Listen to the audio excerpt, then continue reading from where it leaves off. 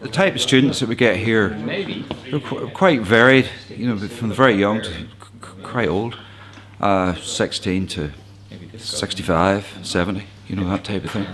Sometimes it's quite specific. We try and tailor it to their needs, to what they want, what they need it for, and if we can fit it into the portfolio, then all the better.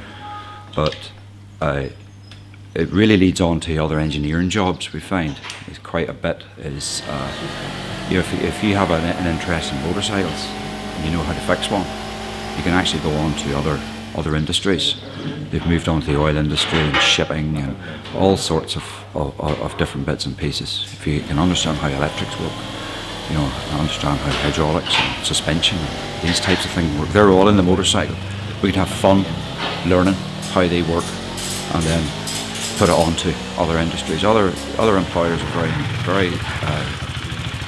they're very keen to get you into interview when you've got qualified in this type of work. So we find it's very helpful in that sort of way.